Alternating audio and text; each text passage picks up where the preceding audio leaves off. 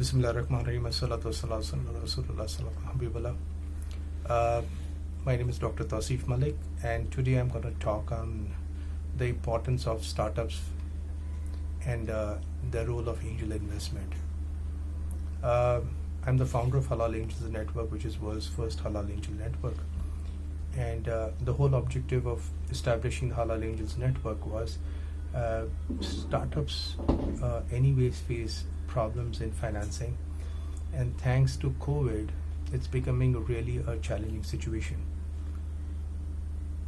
Primarily, we're going to talk about the halal startups because the platform is, the World Halal Conference. There are a few things which I would like to cover in the topic. First is halal financing and the role of startups and entrepreneurship in generating economic activity for oneself, family, community, and the country. So this is very important that startups play a significant role, especially now when it's a COVID thing. The other thing is startups also do is innovation. So we're going to talk on innovation. And when you actually look at comparative data, which we compile from primary sources, secondary sources, we found out that when you club all the Muslim countries together, and when you compare the data with the rest of the world, we hardly have any, it can't be compared. We are technically 20-30% in venture capital, 20-30% in angel investment, and there are very few unicorns coming out. But all said and done, there's a huge economic activity happening now, and people are taking a very active role. So how our angel network came into the existence? I have been a serial entrepreneur for a couple of years, and in India and in the UK, and then in America. I always saw that Muslim businessmen face one big challenge. The big challenge for the Muslim businessmen is halal financing. Unfortunately, most of them don't live in a Muslim country, or they don't have sources of halal investment, and because of that they face a challenge in expansion. Now, because they face a challenge in expansion, they can't create more economic value, and that's why there's very limited success stories coming out. In fact, the biggest success story now we see in last 4 days was Isa Brothers from Blackburn, UK. In 2000, they started established in 2002. Now they're global, giant, and recently they acquired Asta, which is a renowned UK, iconic supermarket chain. They're buying it out from Walmart. So there's a lot of success stories happening around, and we want to roll out the success story and make it big. And we should help ourselves, community, country where we are, and increase the economic activity. So Halal Angels existence came in when we saw all these problems of funding issues. And why could we say with authority? Because I run a network called the All India Muslim Business Startup Network. This is a 4-pillar ecosystem where HNI Muslim entrepreneurs network with other non-Muslim entrepreneurs, and we network with each other and do business. The other thing is, the other foundation pillar was, we went to minority Muslim schools across the state of Maharashtra, where I'm in right now in India, and we told them, you don't need to depend on Zakat and Fitra. Why don't you establish incubation acceleration center? Because you already have the space and already have the resources, and you can plug into our system and we work. So we tied up with 2 school system. One is called Ikra School. That's the first school in where we signed up, and the other school is group is there are 41 schools, is Tanzime Waleden Urdu Madaris. When we share the idea, why do you have to depend on Zakat and Fitra? Why don't you get into the Tijar, which Rasulullah Sallallahu Alaihi Wasallam propagated? They were very excited, and we signed up.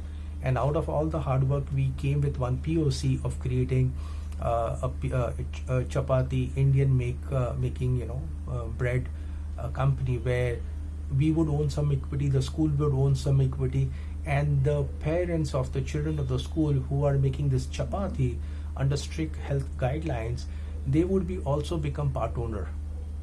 And that was very symbolic, because one of India's largest news channel, newspaper Hindustan Times, featured us. And when the reporter asked the one of the parents that, how do you feel, she says, we always wanted to, people said, why don't you become contract labor? But now we are part of, we own a business, and it is not own a business, it's not started a business. but it is owned by very successful Muslim entrepreneurs and also from the other communities. They will be investing in us, they'll be supporting us, and that creates a motivation for my child that nothing is impossible. And she started crying. So that was big thing. The third thing which we wanted to do was we wanted to set up $100 million VC fund, because Indian Muslim diaspora is globally, and they wanted to support India's economic growth story by coming back to India and investing. Now they were second, third generation people, so they're not going to buy properties. They wanted to get into the startup ecosystem. They wanted to buy businesses, but while putting that thing for 2 years and simultaneously working on the angel network front, we realized that running a venture capital is a cumbersome thing, challenging thing, and it is country centric, because once you get a business license or with a lot of compliance from the country, it's difficult to invest outside the country. And the others Islamic view is, if we pick up somebody else's money and we give it to somebody as a mutual venture capital fund, and by mistake we make a wrong decision, on Yawm al-Qiyamah we'll be answerable to that. So while discussing with my mother, she's my investor and she's also on the board, she says, this is not good. Why don't you, the other model you have been talking about, the angel network, why don't you look around? And we started working on that, and finally we wanted to launch it, but then what happened is COVID happened, and we were looking how to launch it. And my mom has a medical condition, so most of the time she's in the bed, so I generally massage her legs, and while massaging her legs I was talking to her, and I thought, Rasulullah Sallallahu Alaihi Wasallam said, under the feet of the mother is the Jannat. Her heart is connected with the throne of Almighty Allah Subhanahu wa Ta'ala.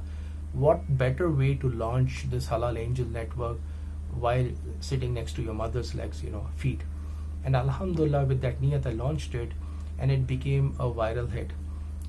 Now, what is Angel Networks? Angel Networks basically is a matchmaking thing. They don't endorse anyone for funding. They only help you get to investors. The investors make their decisions after due diligence. So that gives us an edge when you compare with venture capital, because we're not raising capital for ourselves or for anyone. So that model is easier to run from America to Australia, where venture capitals from different countries can be part of a network, and a global network where funding can, if it's a local related, they'll fund, and it all depends how the scale of business can be. So we thought this is a better model, and it's just been rocking. The other thing is, when we were doing it, two things which happened. Somebody introduced me to a very young dynamic gentleman from Africa called Salum Awad. He runs a venture capital fund in Tanzania, and one thing led to another, and we signed up a deal to go into Africa with them, because Africa is one of the fastest growing economic segment. In fact, in the halal space also is going to expand very, very big in Africa. But when we actually reviewed it, Rasulullah Sallallahu Alaihi Wasallam told the people to the first hijrat, not to Medina, but to Africa. So that was the istikhara that it's on the right direction. The other thing which we launched recently was the Khadija Raziyana Tala initiative, the mother of all believers. And we wanted to get to women entrepreneurship and start a cohort where women from every society, color, caste, creed, everyone comes on a single platform, because we are all humans together. And COVID, we have to unite to get above the economic challenges and help us and help our community and the country. So this is what we launched. Now the problem is, couple of years ago the microfinancing thing happened big way. It helped get the growth story, and it's a great thing, but businesses on microfinancing doesn't scale up. Couple of reasons behind it, because they're small businesses. But what if those small businesses also get angel funding? Because when with angel funding, the angels get involved, and angels are successful people who ran their businesses. So in the halal financing space, if you look at a new model where angel investors also come and handhold all these small businesses, then it becomes a scalable thing. The other thing is, angel investment work with each other. They have multiple businesses, multiple investments. What happens, any startup they pick up, they also collaborate with their other businesses. So the scalable model happens faster. And also in the angel network, different angels also work together. So that gives us a very unique model. And when you actually look at Rasulullah Sallallahu Alaihi Wasallam teaching, he says, come together and work together as one people, one ummah. And that's where Angel Network becomes very crucial in that. The other thing is how Angel Network helps economy. Because they are innovative in their idea, they have a drive, and it creates innovation. So startups have to be looked at, and in the halal space, there's a lot of startups happening, but they always have a funding issue. And through the Halal Angel Network, we request everyone, venture capitals, come together and help these businesses achieve their success, which will help everyone. The other thing is what HDC is doing is fantastic job. And at next year's conference, if we work all together, if we can create one unicorn which can be showcased at conferences like HDC, that would be awesome. That would drive the $5 trillion economy into big space. Right now into the halal economy, there is no unicorn happening. And if we can do that, that would be great. And as time progressed, when we reached out to a lot of people says halal is not halal, it is ethical. In fact, one of our back-end technology partners, Delio, his representative Gulf, Rahul Vaish, said, Dr. Malik, this is ethical financing. And we love ethical financing. In fact, when we launched it, the first person to contact me was Mr. Gopi from Silicon Valley. He says halal and ethical finance is big buzzword in Silicon Valley. So let's look at that model. And what happens is, if we work together, create an ecosystem, the problems, the challenges of COVID we can overcome. And with Khatija initiative, when we look at women entrepreneurs, it will also help people overcome financial burden, because women face a lot of financial burden. So these are the things which we can't put in 15 minutes talk. But when you actually compare all the data which we covered, we don't have a lot of VCs, so we need to have VC ecosystem coming up. We don't have a lot of angels, that has to become. A lot of people are not educated the difference between VCs and angels, and through our network we would like to do that. We would want organizations like HDC and other organizations also play a role in educating the masses that there's a difference between that and financing. And when you compare all that data, there is a possibility of next year at HDC conference we can have one unicorn. I thank everyone for inviting me.